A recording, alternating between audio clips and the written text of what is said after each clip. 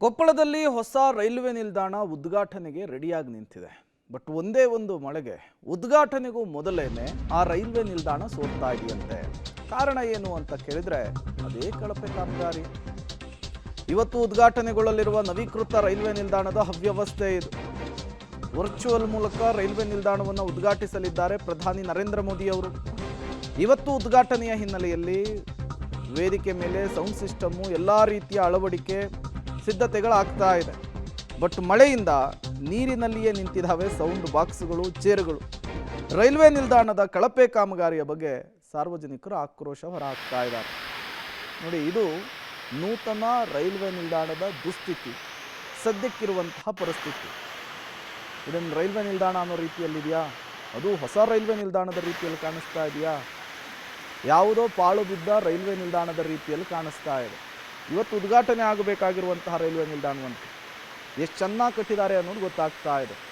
ಕಳಪೆ ಕಾಮಗಾರಿಗೆ ಇಷ್ಟೆಲ್ಲ ಅಧ್ವಾನಕ್ಕೆ ಕಾರಣ ಅನ್ನೋದು ಕೂಡ ಗೊತ್ತಾಗ್ತಾ ಇದೆ.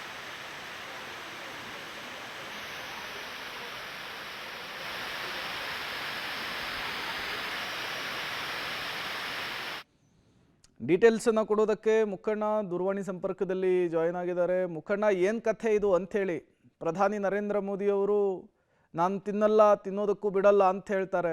ಇಲ್ಲಿ ನೋಡಿದರೆ ಅವರು ಉದ್ಘಾಟನೆ ಮಾಡಬೇಕಾದಂತಹ ರೈಲ್ವೆ ನಿಲ್ದಾಣವೇ ಉದ್ಘಾಟನೆಗೂ ಮುನ್ನಲ ಸೋರ್ತಾ ಇರುವಂಥದ್ದು, ಅವ್ಯವಸ್ಥೆಗಳ ಆಗರವಾಗಿರುವಂಥದ್ದು. ಏನು ಕಥೆ ಇದು ಮುಖಣ್ಣ? ಹೌದು ಪ್ರೇಮಿ, ಅಂದ್ರೆ ಕೊಪ್ಪಳ ಸೇರಿದಂತೆ ದೇಶದಾದ್ಯಂತ ಇವತ್ತು ವರ್ಚುವಲ್ ಮೂಲಕ ದೇಶದ ಭಾರತ ಪ್ರಧಾನಮಂತ್ರಿ ನರೇಂದ್ರ ಮೋದಿ ಅವರು ಕೊಪ್ಪಳ ಸೇರಿದಂತೆ ದೇಶದಾದ್ಯಂತ ಹೊಸದಾಗಿ ನಿರ್ಮಾಣ ಆಗಿರುವಂತಹ ರೈಲ್ವೆ ನಿಲ್ದಾಣವನ್ನ ಇವತ್ತು ಉದ್ಘಾಟನೆ ಮಾಡ್ತಾರೆ. ಅದೇ ರೀತಿಯಾಗಿ ಕೊಪ್ಪಳದಲ್ಲಿರುವಂತಹ ಇದು 80 ಕೋಟಿ ರೂಪಾಯಿ ವೆಚ್ಚದಲ್ಲಿ ನವೀಕರಣ ಆಗಿದೆ.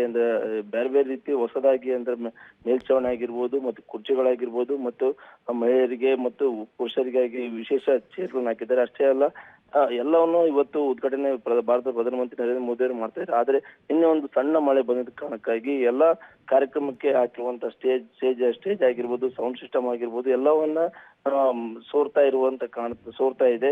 ಈ ದೃಶ್ಯದಲ್ಲಿ ನೋಡ್ತಾ ಇರುವ ಹಾಗೆ ರೈಲ್ವೆ ಹಾಕಿರುವಂತ ಸೌಂಡ್ ಸಿಸ್ಟಮ್ಗಳು ಸಹ ನೀರಿನಲ್ಲಿ ಕೊಚ್ಚಿ ಹೋಗೋ ರೀತಿ ನೀರಿನಲ್ಲಿ ಬೀಳ್ತಾ ಇದಾವೆ. ಅಲ್ಲಿ ವಿದ್ಯುತ್ ಸಂಪರ್ಕ ಏನಾದ್ರು ಆಗಿದ್ರೆ ಹೆಚ್ಚಿಗೆ ಮಾಡಿದ್ರೆ ಯಾರಿಗೆ ಜವಾಬ್ದಾರಿ ಆಗ್ತಾರೆ? ಸಾಕಷ್ಟು ರೈಲ್ವೆ ನಿಲ್ದಾಣಕ್ಕೆ ಪ್ರಯಾಣಿಕರು ಬರ್ತಾ ಇದ್ದಾರೆ. ಸಾವಿರಾರು ಜನ ಪ್ರತಿನಿತ್ಯ ಸಾವಿರಾರು ಜನ ಪ್ರಯಾಣಿಕರು ರೈಲ್ವೆ ನಿಲ್ದಾಣಕ್ಕೆ ಬಂದು ಹೋಗ್ತಾ ಇದ್ದಾರೆ. ಇದು ಕೂಡಲೇ ಎಚ್ಚೆತ್ತುಕೊಳ್ಬೇಕಾದ್ದು ರೈಲ್ವೆ ಇಲಾಖೆಗೆ ಆಗ್ರಹ ಆಗ್ತಾ ಇದೆ, ಸಾರ್ವಜನಿಕರು ಆಗ್ರಹ ಮಾಡ್ತಾ ಇದ್ದಾರೆ. ಪ್ರೇಮ್, ಓಕೆ, ಥ್ಯಾಂಕ್ ಯು ಮುಖಣ್ಣ ತಮ್ಮೆಲ್ಲ ಮಾಹಿತಿಗಾಗಿ.